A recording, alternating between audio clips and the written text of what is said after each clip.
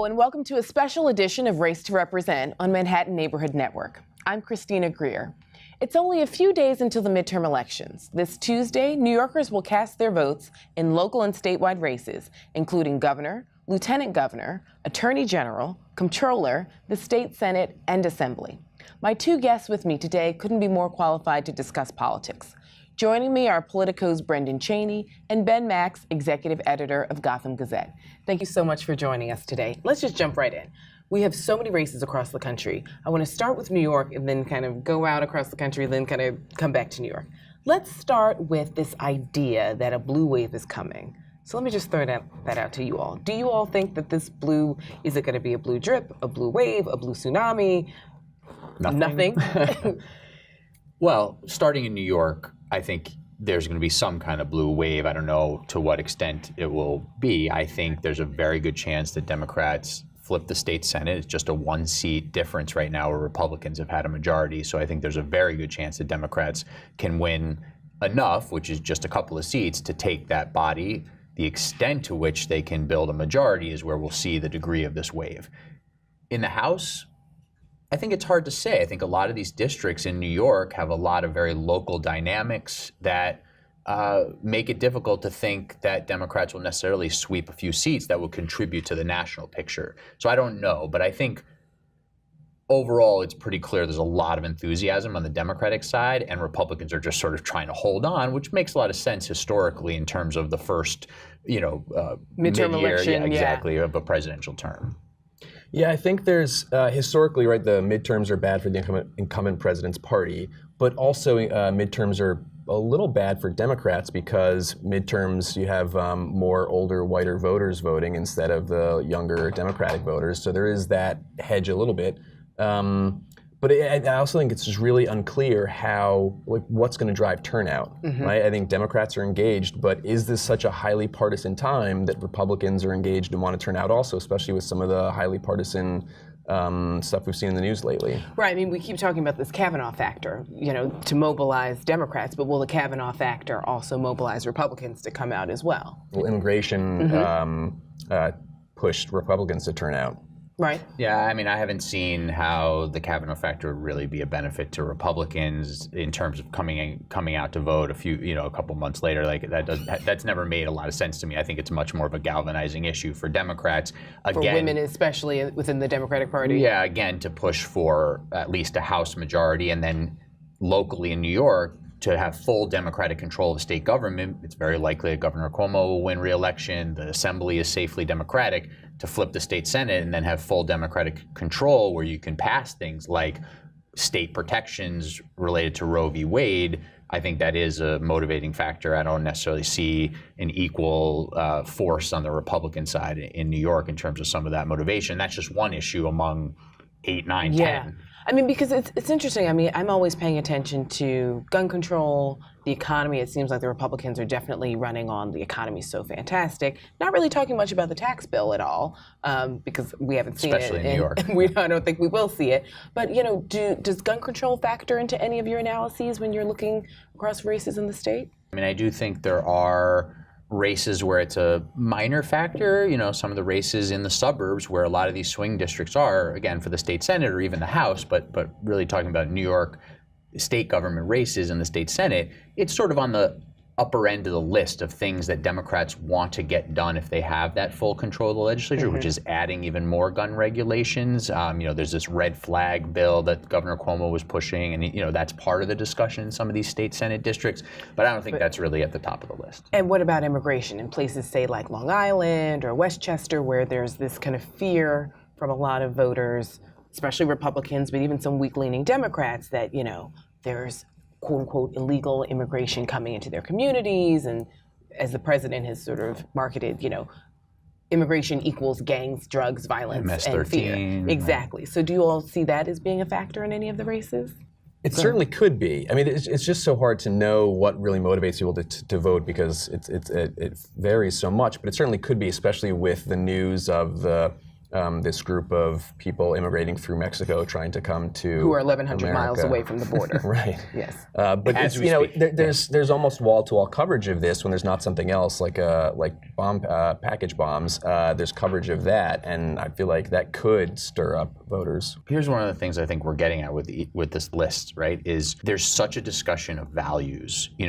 What are our party's values and what are their party's values? And we're seeing that come into, I think, pretty stark relief in this election. And the Trump presidency and Republican control of Congress has sort of added a lot of clarity to that in some ways because, Trump has so much sort of extreme language sometimes, and policies have been fairly extreme, of course, where you talk about child separation and other things. And even this major tax bill is a pretty, sort of extreme measure. So a lot of the conversations are coming down to values, whether it's about economics or social issues or immigration. So it's sort of on the list, and where it motivates different voters in different districts is hard to say. But I think it is on the list of values about, are we a more inclusive society? Are we a nation of versus immigrants or are we not? Right? I mean, do we want to have a social safety net or do we not? So let's expand out a little bit and talk about our good friend, Governor Cuomo. How are you all seeing the governor's race? Will he just walk into a third term without fully articulating kind of what his vision is? Do you think Molinaro will overperform because he's sort of getting lots of attention, barely, post-debate? He's trying to, go on podcasts and television shows and sort of speak to whomever will listen. But there are also, some other parties that are also in the race. We oftentimes ignore them, but you and Gotham Gazette and your Max and Murphy podcast have definitely given these people some attention because they are candidates on a proper party line, as they should, right? We're a multi-party system. How do you all think Cuomo will perform, and what are you sort of feeling about the other candidates? I mean, the last poll I think I saw, Cuomo was up 18 points, maybe 20 points, something like that. It's such a blue state, it's hard to see that changing unless the governor's more unpopular, which he's not that unpopular. And also, Cuomo's spending a ton of money, and the last I saw, an article we'd had was that Molinaro was spending maybe the least amount of money of any major candidate in a number of years. He's not spending money. He's at a disadvantage anyway. I don't see much chance of him breaking through. Setting aside another corruption scandal in Cuomo's administration that really gets him involved, or in the next 2 weeks. Yeah, or some huge scandal breaking or something like that. And I don't even know if that would do it. Molinaro has been at such a disadvantage in this race, partly because he's running uphill against this Trump wind in New York. Obviously, the president is deeply unpopular overall in the state, although there's many pockets where he's popular. But with name recognition issues, funding issues, and the nature of the electorate here, plus the Trump issue, he never really had a shot. Now, could he shock the world on Election Day? Yes, we can't say he's got zero chance, but it's very, very unlikely. He knows that. I think he's a pretty good candidate. He talks about being the future of the Republican Party in New York, and I think there's a lot to that, but he hasn't run a great campaign. He's been underfunded. That hurts your ability to do that. And Governor Cuomo is, for all his flaws, got a bunch of accomplishments to run on, a ton of money. So he hasn't really articulated a third-term vision clearly, but he's running against Trump and on his accomplishments, and that's probably enough. Probably going to be enough. What do you think? I mean, tell us a little bit about what your assessment. Well, I mean, I think I like competitive races. So I'm glad that Cuomo had a competitive primary because it made him at least put his stake in the sand and sort of wake up on certain issues, especially about NYCHA and housing issues that, he was the former head of HUD, and I was always so frustrated that it felt like he let housing issues just go by the wayside. And I always hoped that those would be sort of a pet project that he'd always look out for. Obviously he's evolved on marijuana, and he's evolved on quite a few things that he's talking about. I mean, he's still far, far behind on the MTA, but I think Cynthia Nixon really did push him to the left quite a bit. I mean, Molinaro, I think the Trump label is enough for so many people in the state of New York to just dismiss him. He sort of obdobbed about, voting for Trump and supporting Trump in certain issues. And I understand that, you always need to work with the federal government. But because the president is so toxic for so many New Yorkers and he's so anti a lot of the value systems of a large percentage of New Yorkers here, I think that just hurts Molinaro. But I would like to see Cuomo articulate a vision. I mean, a third term is like, what have you done in the past 8 years, and why should I give you another 4 years, right?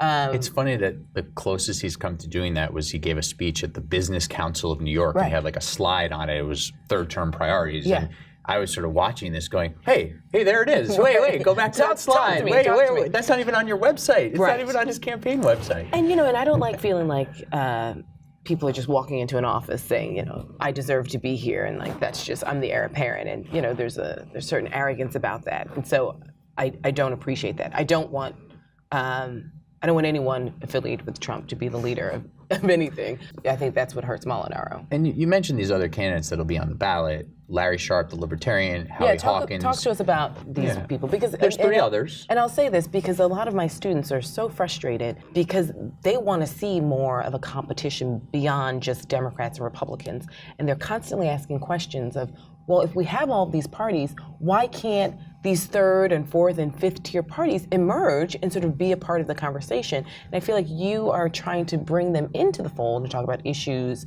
and it's hard for them to get traction. They get a few thousand votes here and there, but can you talk to us a little bit more about those individuals who are running for governor of New York? So there's three others besides the two major party candidates. There's Stephanie Miner, the former mayor of Syracuse, who's running on an independent line, Serve America movement, Larry Sharpe, the Libertarian, and Howie Hawkins, the Green Party candidate.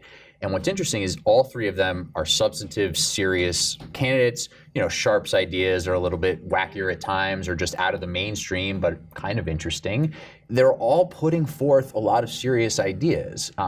They haven't gotten a lot of traction. They don't have a lot of money to run on, but they're running active, interesting, substantive campaigns. We wouldn't pay that much attention to someone running for governor who was, sort of a fringe character, not saying much of substance, but these are substantive people. So I mean, voters should take a look at their platforms. I'm not going to, run through all of them now, but they are serious candidates talking about serious things, and it's a little bit unfortunate that there haven't been, let's say, a series of debates among all five candidates. 2, 3, 4 debates around the state would be a good service to democracy, and we should see that. But of course, that's not what the governor. I don't think the governor is going to travel anywhere and have a conversation with 4 other individuals. I do remember Hawkins in 2010, though, when he was on stage with the rent's too damn high, and who was the former madam. Right. It was a crowded stage, and that actually served the governor well because he could sort of say, and here are your options. Obviously, they're not attractive options, and you should go with me. So it sort of took his main competitor and sort of brought them down to the level of the other competitors, and I guess he feels like either he doesn't need that or doesn't, or that wouldn't be the case this time. Right. It would be tougher, right? This time, as I was saying, these other candidates are substantive. Right. There's not the fringier candidate, so it would be more dangerous for him. Especially someone like Stephanie Miner, who is a very sort of well-liked mayor and a Democrat. And a Democrat, and many people thought that she could or should run in the primary against him, and I think that would have been a fascinating race if it were Miner versus Cuomo, as opposed to Nixon versus Cuomo, just because she had a legislative record and wasn't a celebrity. But that's, we can't sort of have speculative history when it comes to races. So let's travel south just a little bit. Let's keep on governors, and let's talk about Florida. So Andrew Gillum, the Democratic candidate, is going up against DeSantis, who's the Republican. They're both 39, 40 years old. They both sort of represent different versions of the future of their respective parties. They've had a few debates. Some have gone viral. Have you all been following that race at all? And do you have any thoughts on Florida? I'm fascinated by the idea of, Andrew Gillum could possibly be the first black governor of Florida. Demographics have definitely been changing over the years. He would be the third black governor in the history of the country. Obviously, Wilder in Virginia first, Deval Patrick second, and he would be possibly the third. Yeah, I mean, I think it's interesting. I think Florida will always be, or at least for a while now, the sort of where a lot of the competitive races are, and they sort of tell you where the country is at that moment. And I think it's interesting. It's both the governor's race and the Senate race are pretty competitive. It seems like in that race, Gillum has a slight edge. But I think just like a lot of the things we're looking at in these national races, it's unclear, right? It's not. He doesn't have a clear edge. It's close. But yeah, I mean, I think he's got a slight edge there. as you said, I think it goes back to where the party's heading and where's the electorate at right now.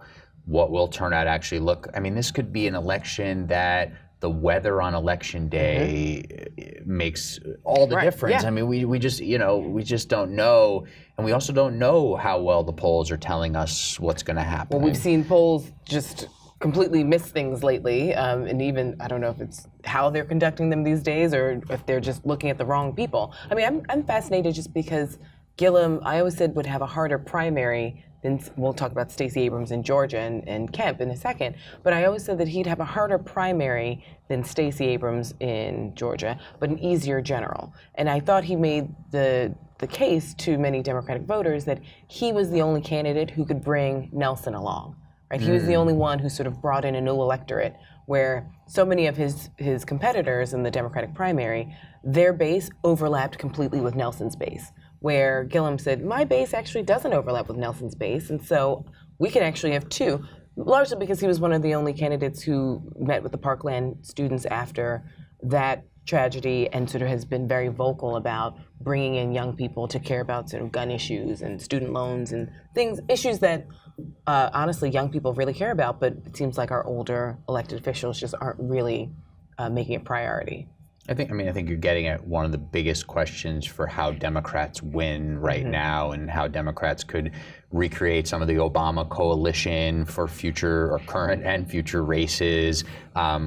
There's a lot of discussion in New York about why Cuomo continued to be so strong and what his coalition looks like and why a Cynthia Nixon wasn't able to break through. And it's this, how can you blend as a Democrat, white progressives with communities of color and really get that Obama coalition together. And so I think that's one of the biggest questions in Florida, although there's other demographic issues, of course, but it's certainly something to see whether Gillum can really pull that through and where any Puerto Rican transplants are voting. That's sort of what I'm referring to with other demographic, considerations, not to get, too into the weeds there, but fascinating questions about how Democrats build these coalitions to pull off, some tougher elections. And it's interesting that I think both are sort of closer to the extremes of their parties, right? Neither are on the moderate wing of their party, and so you've got two candidates in that race that are both on the extremes. And I think one question is like, where do the actual independents break in that race?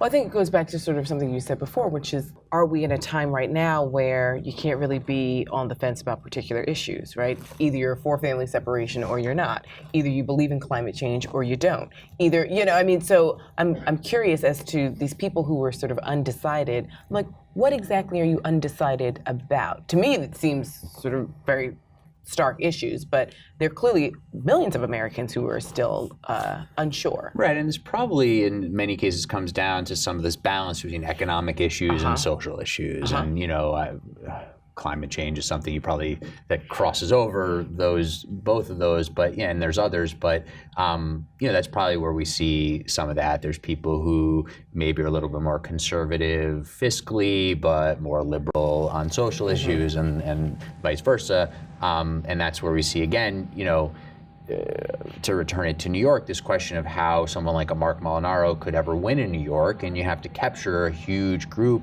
of moderate Democrats, independents, and basically all the Republicans who are going to come out to vote, and that's a very hard lift for someone, especially in Trump's party, where you have to get all the Trump folks but still moderates, and that's very hard to do. Yeah, I mean, I think we're seeing, we don't really have these Rockefeller Republicans or these, John Lindsay Republicans anymore, and so it'll be interesting to see if Molinaro is kind of the canary in the mine for a different way of thinking about Republicanism in the state of New York and whether or not he can sort of sell that brand. And he hasn't run well enough on that. He hasn't had enough money to get his message out. And infrastructure from the party, quite honestly. He can only do what he can do, which is fascinating because we'll go back to Georgia in a moment, but thinking about infrastructure, I'm thinking about Beto O'Rourke and Ted Cruz in Texas running against one another for Senate, and Beto O'Rourke has $38 million. It's essentially Brewster's Millions, right? Incredible. He's got so much money, 2 weeks to spend it, barely, but hardly any Democratic infrastructure in the state to really assist him. So have you all been following that race, and do you have any thoughts? I mean, he is going up against an incumbent. Even though everyone says they hate Ted Cruz seems to win. So what's going on there?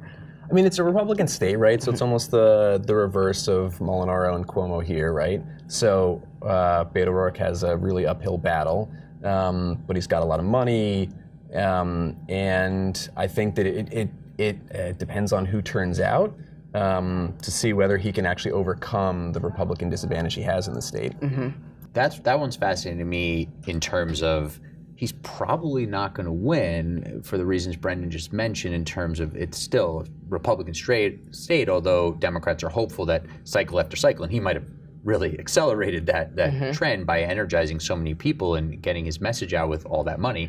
But that's going to be a fascinating one to me if he doesn't pull it off, how that's sort of interpreted, right? Because it's almost like he somehow pulled it off to the point where he's expected to win almost, and he probably won't, and he shouldn't be expected to win. But so how does he manage those deflated expectations, right? Because the narrative around Democrats well, I mean, with all this money. no infrastructure, it's like, well, you have money, but no infrastructure is difficult. But it'll be fascinating to see if he'll have somewhat of a Jumaane Williams scenario. So as our viewers may remember, Jumaane Williams runs for lieutenant governor, and he loses, but it was also seen as a win. And so sometimes when a loss is seen as a win, how do you then frame it, and how does the party then look at you as a future builder of some sort? So where does Beto O'Rourke go? Because it's very clear, lots of people want him to be around, either in 2020 or in some capacity, because he represents a young progressive wing of the party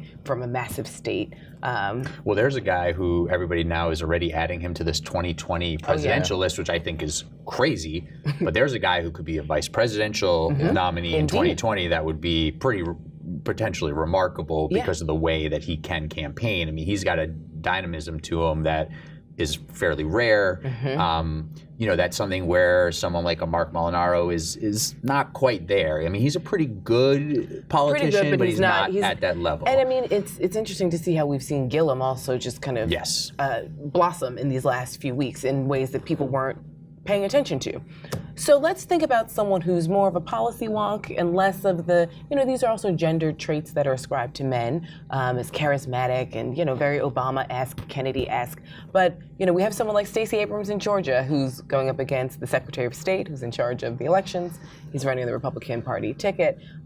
She was expected to lose by roughly 30 points. As of today, she's within the margin of error and she's down by 0.6%. So she's been able to do something in Georgia to change hearts and minds, obviously not just from Black Georgians, but lots of progressives and white voters and you name the demographic. So what do you all think about that particular race, having sort of seeing a Democratic candidate go against the Secretary of State?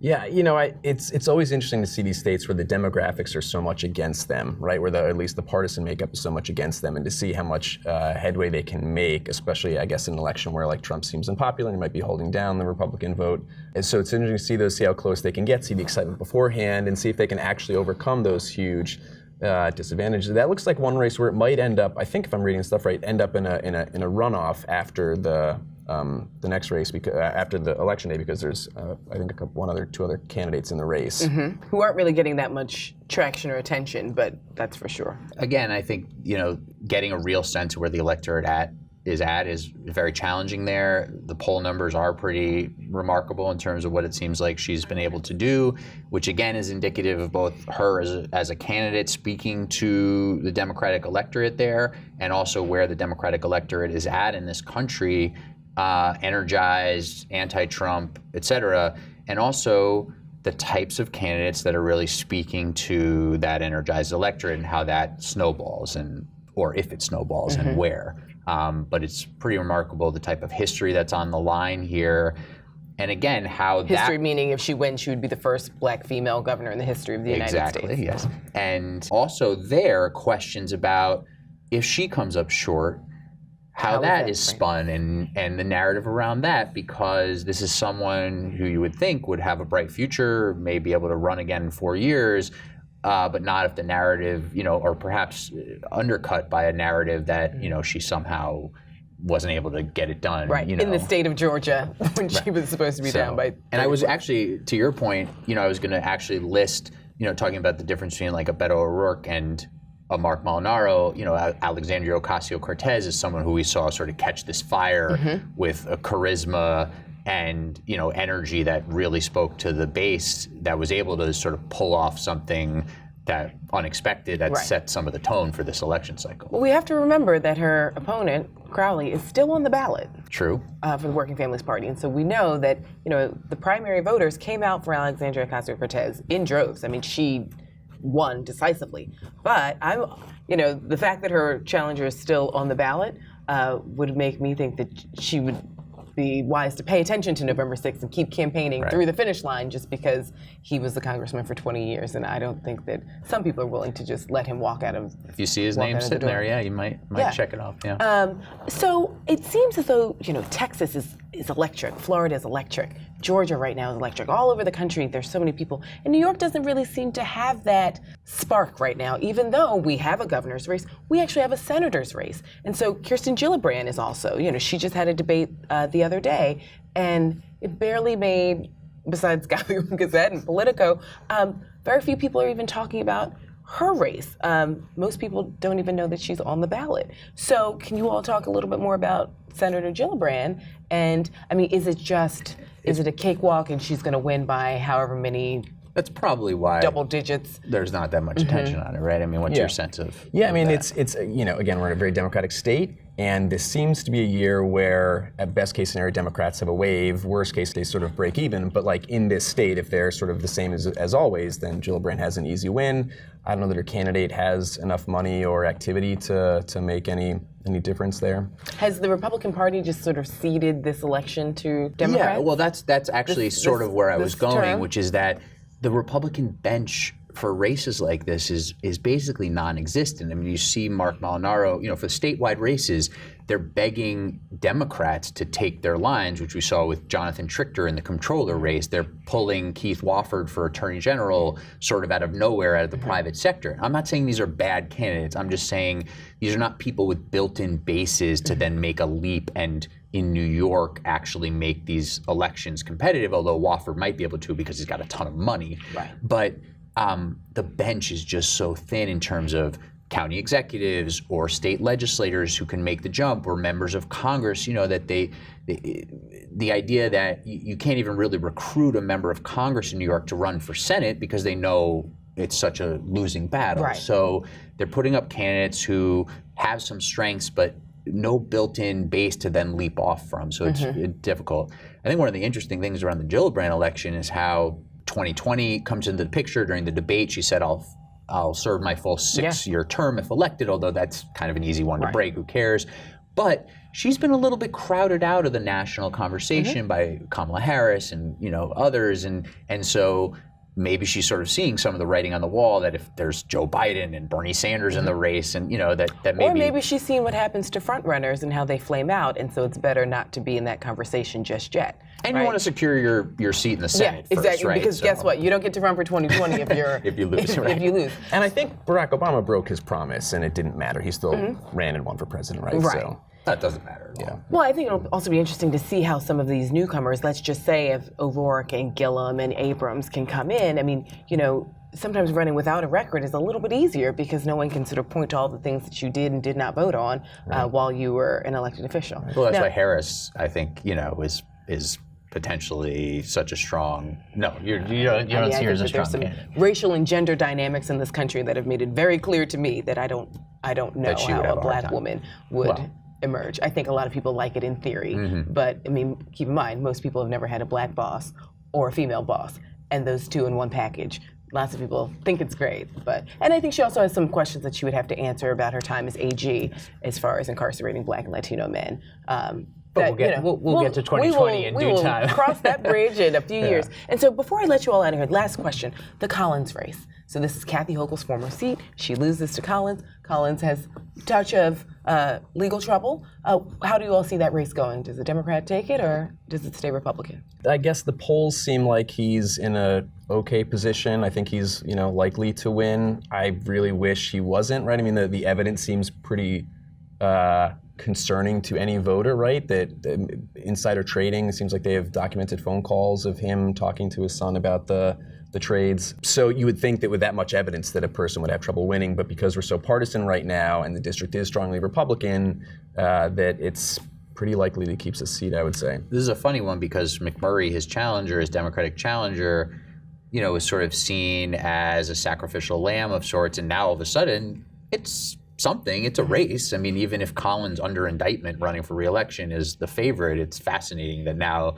all of a sudden this guy that nobody had ever really heard of, and they were trying to get Kathy Hochul to run again, and the governor, for probably multiple reasons, was trying to bump her off his ticket. So that's another one that would be, that's sort of one where you say, if this Democratic wave is huge, he gets bumped in, McMurray. Like, that's one of these. Even if only for one term, like we saw several But it's people. not a bellwether race, right? Gotcha. It's like sort of at the end of the list where this would be, whoa, something, that the Democrats would flip the House by 30 seats across the country, Right. So, Well, thank you all so much for joining me. I can't wait to talk to you all after November 6th. Thank you for watching. Please remember to vote. The election will be this Tuesday, November 6th. For more information on voting, locating your poll site, and all the candidates, visit our website, racetorepresent.com, or the League of Women Voters website at lwvny.org. Goodbye.